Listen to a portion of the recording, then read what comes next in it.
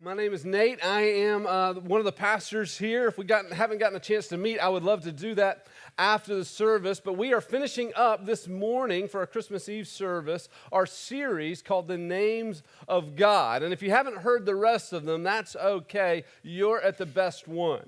But to start off, I have to ask you a question that's probably unexpected on Christmas Eve. But does anybody remember that show, Extreme Home Makeover? Anybody remember that show? It's from like 20 years ago. Some of you are going, I don't know what in the world you're talking about. And I actually went to a conference this year where they told pastors never use a reference that's older than 20 years old. So I don't even care. All right, I do what I want.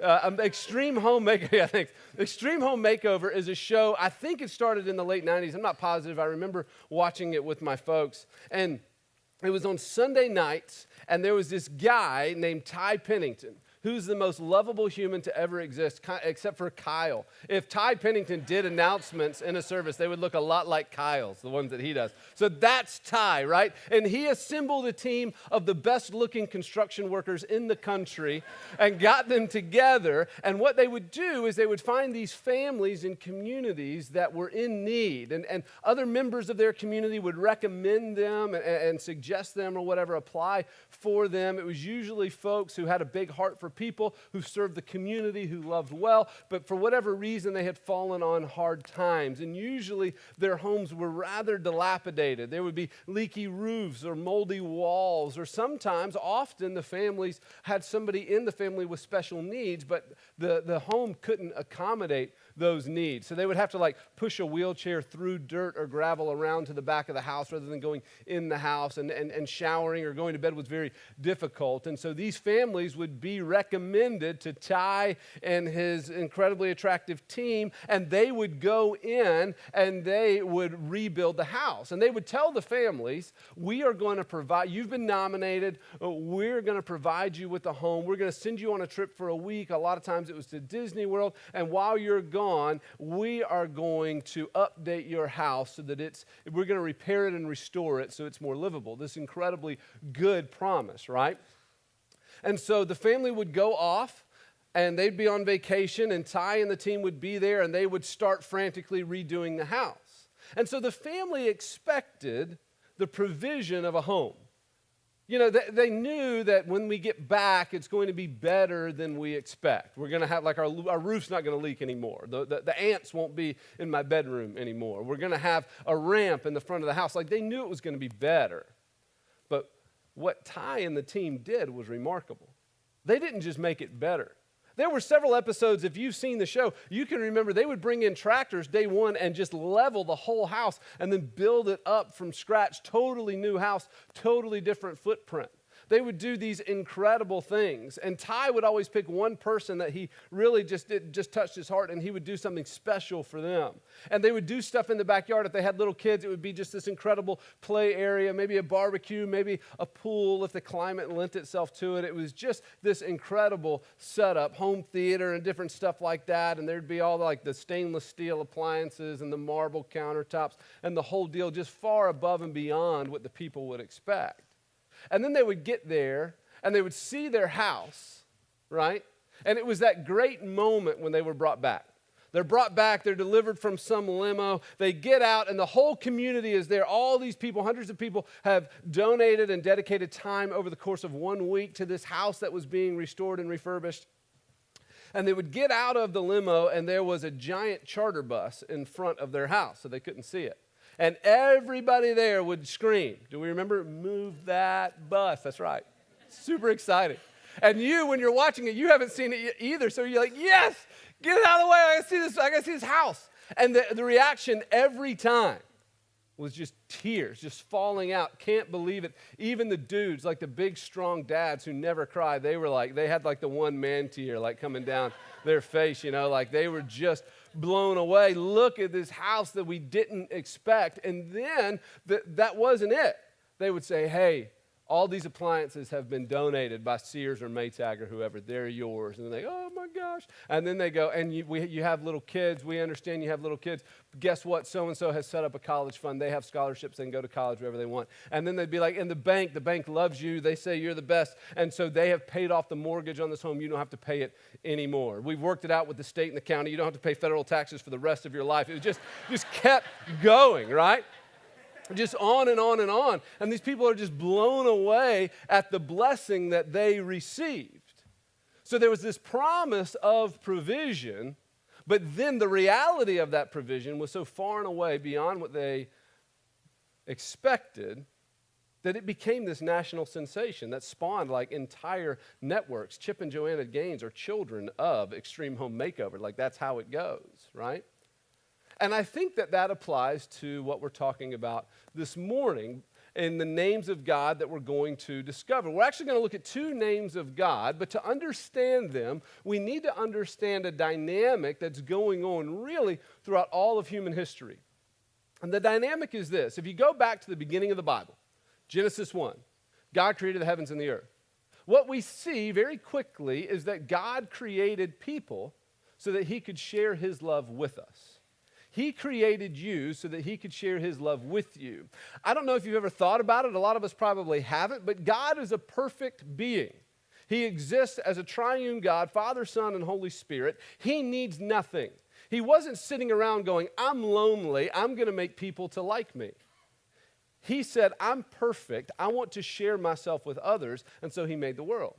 And when he made us to exist in a perfect relationship with him. We're told that Adam and Eve, before sin, walked with God in the cool of the evening. He created us to be in a right relationship with him or to be in harmony with our Creator. But then Adam and Eve did what we all have done, and they sinned. And in church, we hear this word sin a lot, and it has different connotations. But to me, the easiest way to understand sin is to just understand that sin is to act like God doesn't exist. Okay? God has standards. He has things he's asked us to do. He has a way he's asked us to live. And we, in our own lives and in our own hearts, go, nope, I don't care for those standards. I'm going to live by my own standards. And so we live as if God doesn't exist. That's sin, okay? And we have all done it. I've done it already today, which is a bummer, but we all do that.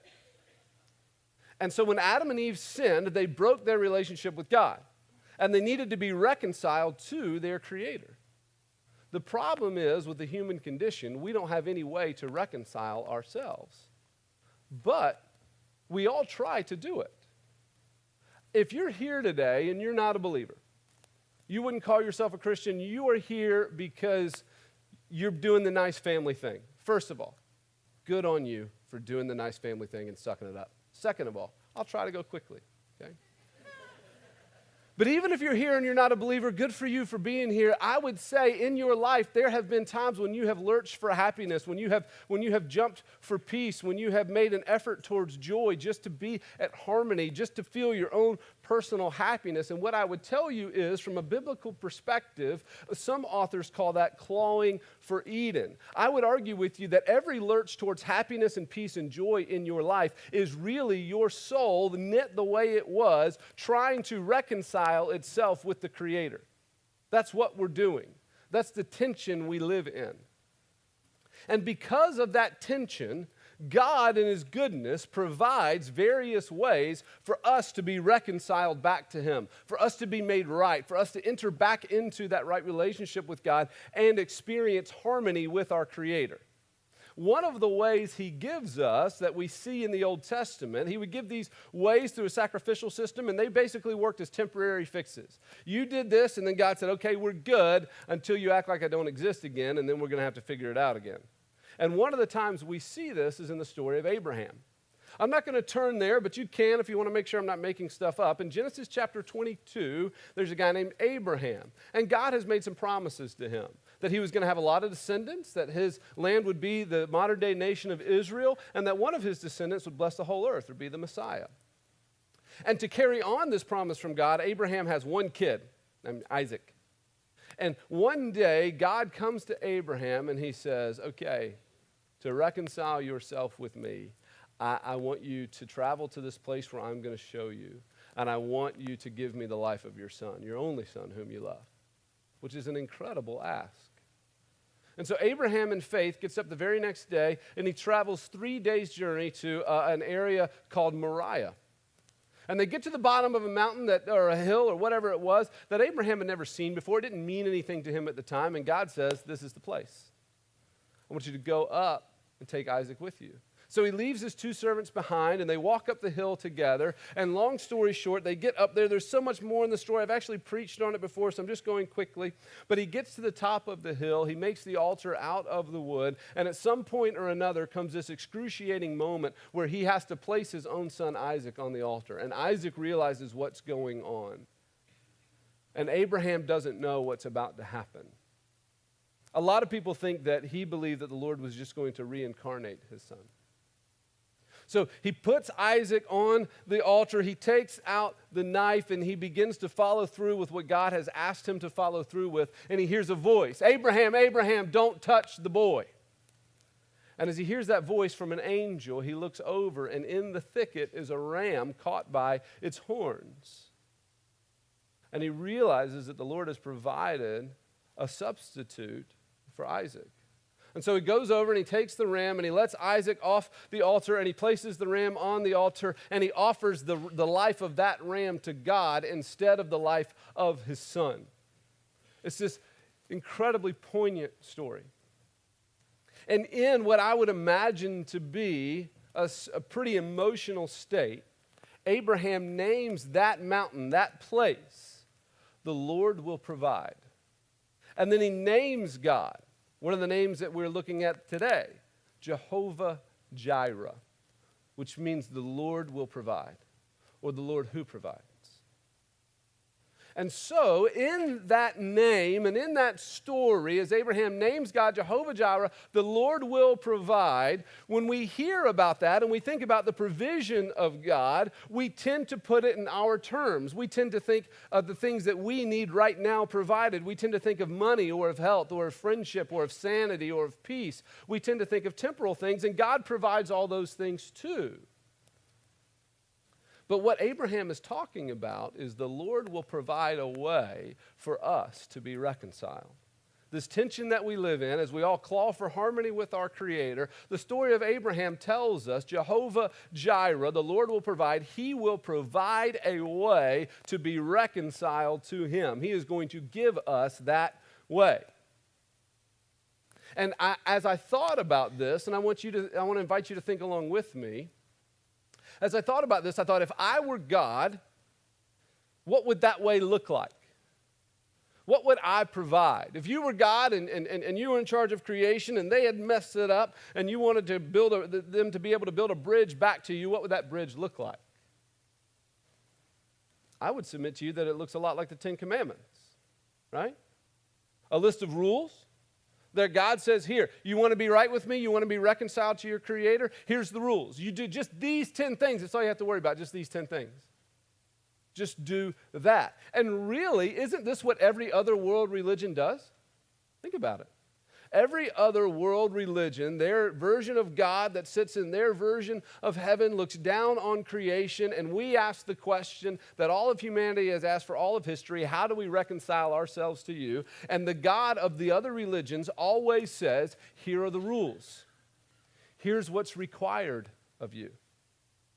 And so I think we would rightly expect it to look like the 10 Commandments.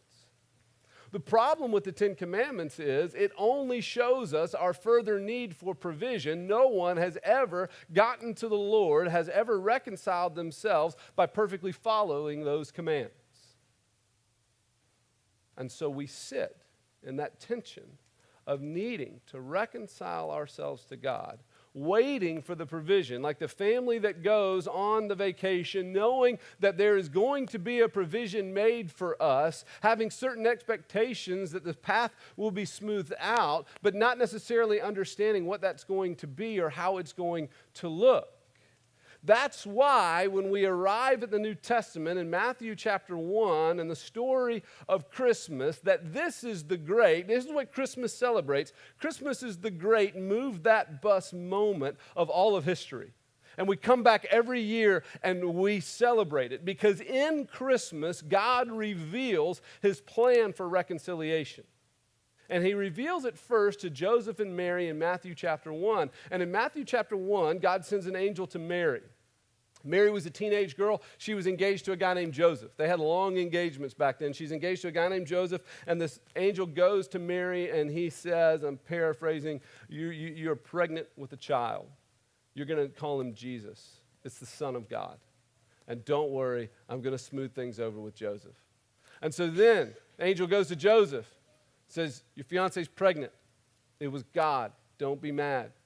In your fiance is a boy, and his name is going to be Jesus. And God did this. This is the part where the light goes off. God did this to fulfill a prophecy that's 1,000 years old from the prophet Isaiah that says that the Messiah will be born of a virgin, and his name will be called Emmanuel.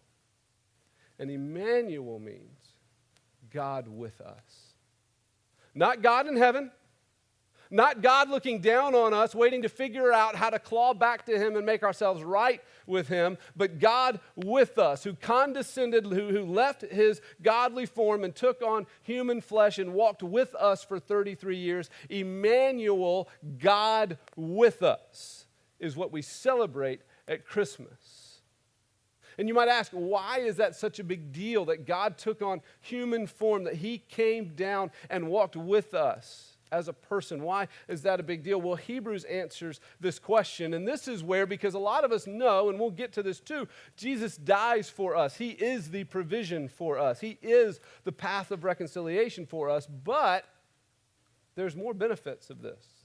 In Hebrews chapter 2, it says this, therefore, he, being Jesus, had to be made like his brothers in every respect. So he comes down and he takes on human form. He is like us. So that he might become a merciful and faithful high priest in the service of God to make propitiation for the sins of the people. That means to make a pathway to reconciliation with God. For because he himself has suffered when tempted, he is also able to help those who are being tempted. This is when we find out that Jesus came, and we don't just get a new house, but they've paid off the mortgage already. We don't have to worry about that, and there's a scholarship for the kids, and we get to keep the appliances. This is when we realize there is more to it than just the basic story of Jesus that we've always heard, because it says that he had to take on human form to be our high priest. Do you understand that the Bible says that God sits at the right hand of the Father? It says this in Romans 8, and he intercedes for you. He vouches for you. He says, God, I died for that person too. We love them. That he hears your prayers and he emphasizes them to the Lord. He is your high priest. He is the reason why we don't have to do this over and over again. In the Old Testament, when we were reconciled with God, it was temporary, but Jesus is the reason why it is eternal. And then, and I love this, because he took on our form, he was tempted like you're tempted. And because he was tempted like you're tempted, he is an ever-present help in your temptations. In my Bible, I have a note written under this verse that I wrote years ago that simply says, help me. When I am tempted, I know that you are there to help me. Listen, the New Year's a couple days away. There's some stuff in your life that you don't want there anymore. And some of us might make a New Year's resolution that this is the year that doesn't exist. Do you know that because Jesus walked among us and understands that temptation that you want to get rid of, that he will help you do that if you turn to him? Do you understand the power of Emmanuel, God with us?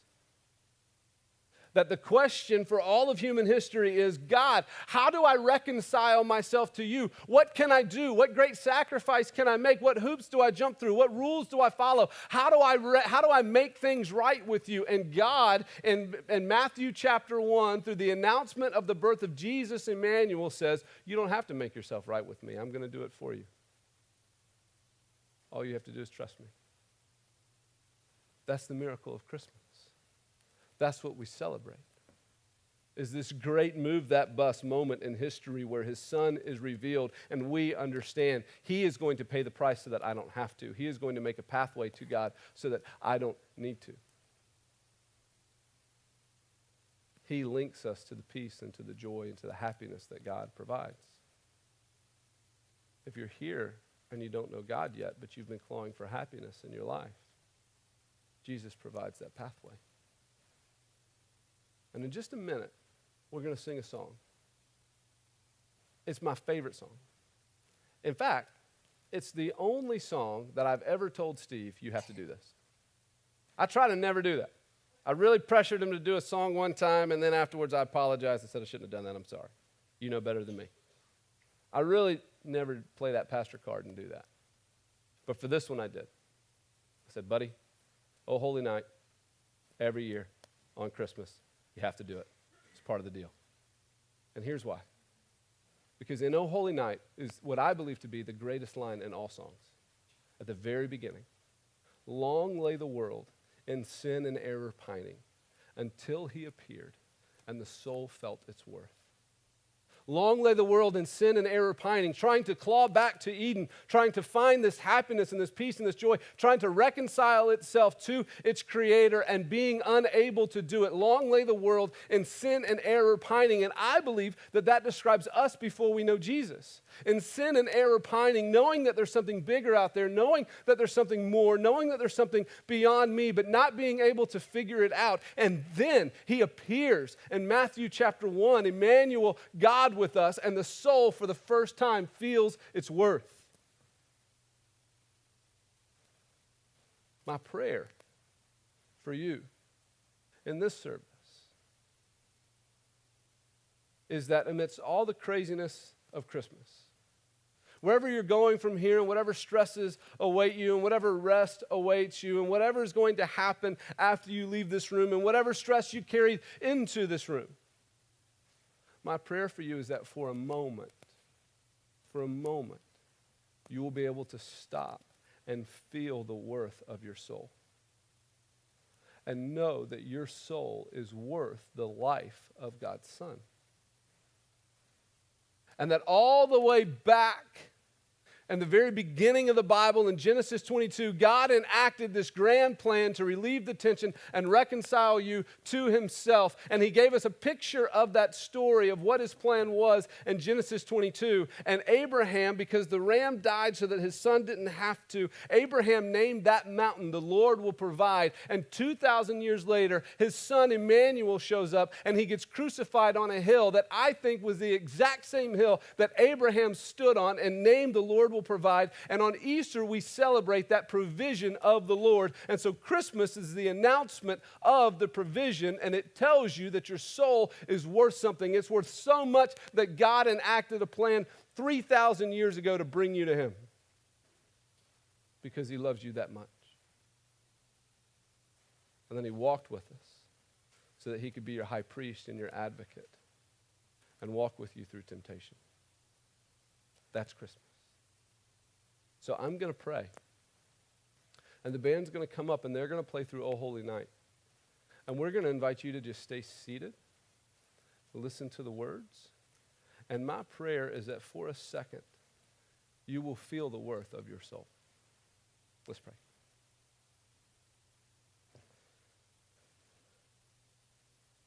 Father, thank you for Christmas. Thank you for your Son. Thank you for Emmanuel, God with us. We thank you that this is the one faith that we can have where it's not on us to bring ourselves back to you, but that you call out to us. That you have provided a way where we didn't know that there would be a way. That the provision that you have made for us is so far exceeds any of our expectations. God, I pray that we would be humbled in your generosity. God, let us feel the worth of our souls that you gave us and that you pursue and that you love. Let us have a wonderful Christmas. And God, for those who are facing heartache this Christmas, I pray that you would be especially near to them. It's in your Son's name we pray. Amen.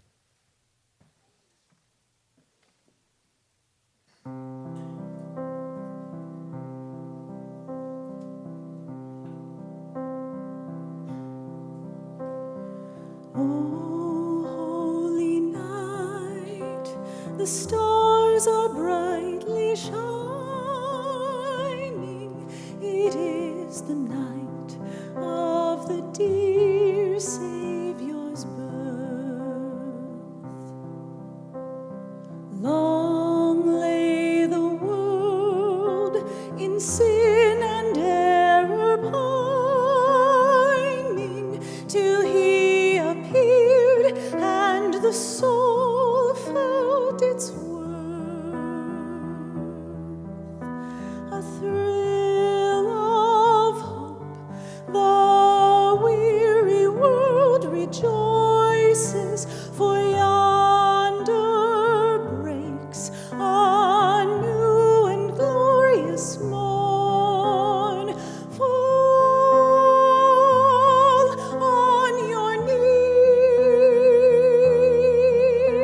oh, hear the angel voices, oh, night divine, oh, night when Christ was born. Oh, night, oh, holy night, oh, night divine. Truly He taught us to love one another. His law is love, and His gospel is peace. Chains shall He break, for the slave is our brother, and in His name all oppression shall cease. Sweet hymns of praise in grateful chorus raise we, let all within us praise His holy name. Christ is the Lord. Oh, praise His name forever. His power and glory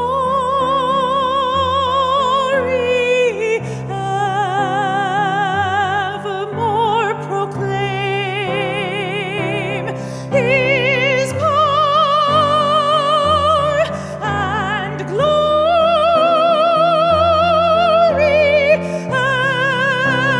evermore proclaim. Fall on your knees, oh, hear the angel voices, oh, night divine, oh, night when Christ was born.